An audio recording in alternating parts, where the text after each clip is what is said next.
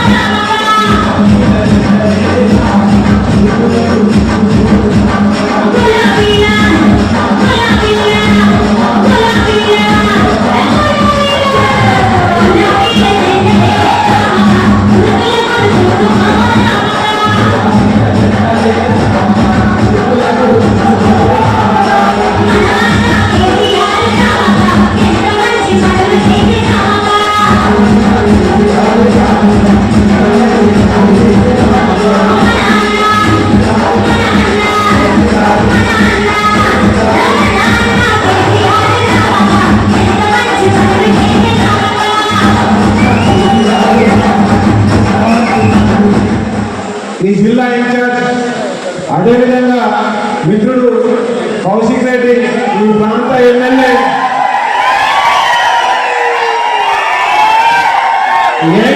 And dynamic లీడర్గా మీరు రోజున్నటువంటి కౌశిక్ రెడ్డి గారికి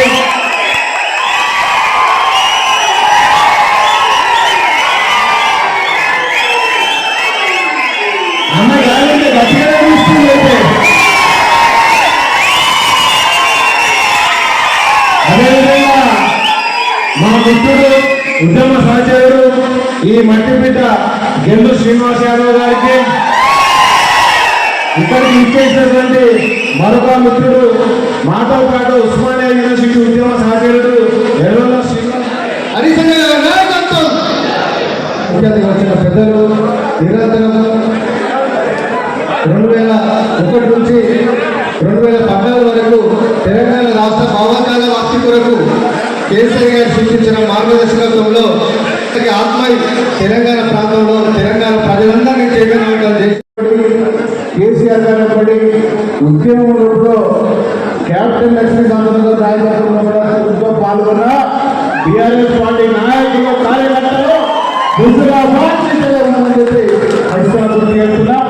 కాబట్టి మొదటికి కూడా అదే స్ఫూర్తిలో ఉన్నాము. ఇక ముందు కూడా ఖచ్చితంగా ఇక్కడి నుంచి నాంది పలకాలి, ఇక్కడి నుంచి టీఆర్ఎస్ పార్టీ విజయం రావాలి. గౌరవ ముఖ్యమంత్రిగా మళ్ళా కేసీఆర్ గారు కూడా చూడాలని కోరుకుంటూ ఈ అవకాశం ఇచ్చిన ప్రతి ఒక్కరు కూడా కూడా ధన్యవాదాలు తెలియజేస్తున్నా. ఆదర్శవంతంగా ఉంది. హరీష్ రావు గారు సిద్దిపేట కాన్స్టిట్యూన్సీ చెప్పండి. ఆ మాటగా ఇలాంటి వరకు ఓటగరే నియోజకవర్గం ఇక్కడ ఉంది అని చెప్పంటే సిద్దిపేట హరీష్ రావు గారు చెప్పంటుంది.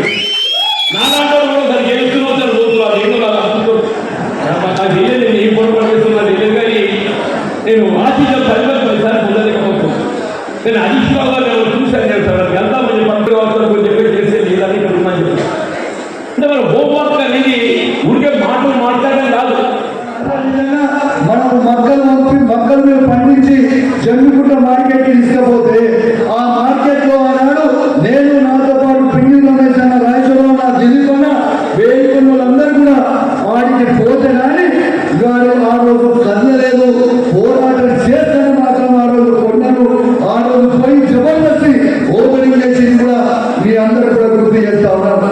ఇంకోటి కూడా ఆలోచన చేయాలి. ఇలా యూరియా బస్తాలు హైదరాబాద్ నియోజకవర్గానికి ఇవ్వకపోవడం అనేది చాలా చాలా బాధాకరం. మూడో విషయం అన్నా ఇలా కేసీఆర్ గారు దళిత బంధు అనే పథకం పైలట్ ప్రాజెక్ట్ తీసుకొని హుజరాబాద్ లో శాచ్యురేషన్ మోడీ ఇస్తే 5,000 మందికి 2 మీటర్ల దళిత మంది ఇవ్వకపోవడం అనేది చాలా చాలా బాధాకరం. అనేక సార్లు అసెంబ్లీని అడిగినా ఇస్తామని చెప్తున్నారు. కానీ దున్నపోటు మీద నీరు వచ్చినట్టుగా ఉన్నారు. బిడ్డ హెచ్చరిస్తా ఉన్నారు. మీకు కర్ర రాసి మాట పెట్టే రోజు దగ్గర ఉంది ప్రతి దళితులు అని చెప్పి ఈ సందర్భంగా రేవంత్ రెడ్డి గారిని హెచ్చరిస్తా ఉన్నారు.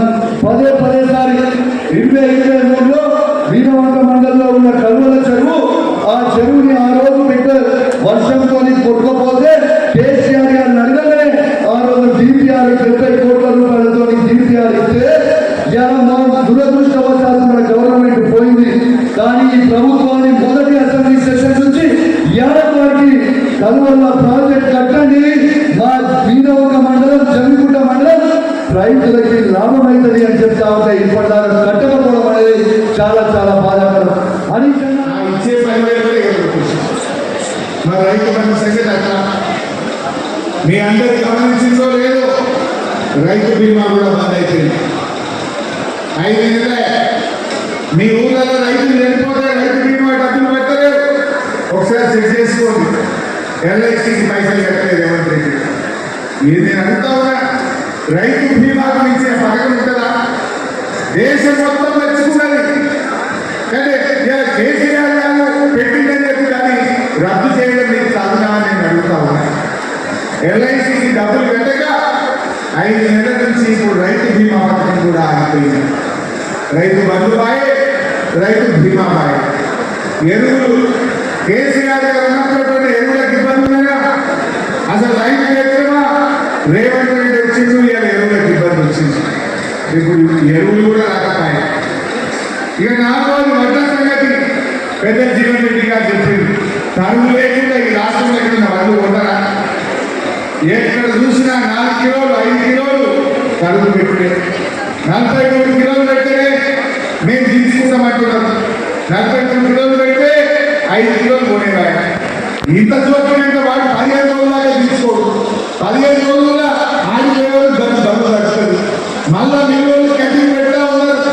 అంటే ఈ రాష్ట్రంలో వేల కోట్ల రూపాయల వల్ల నష్టపోయేటువంటి పరిస్థితి. విద్యార్థి ఉద్యమ నాయకుడు తమ్ముడు రాకేష్ గారికి, అదేవిధంగా మరొక విద్యార్థి ఉద్యమ నాయకుడు మరి TRSకి 2 అధ్యక్షులు ఉన్నారు. మొదటి అధ్యక్షుడు ఎవరు శ్రీనివాస్, రెండవ అధ్యక్షుడు మన హుజూరాబాద్ నియోజకవర్గ ముద్దుబిడ్డ గెల్లు శ్రీనివాస్ యాదవ్ గారికి,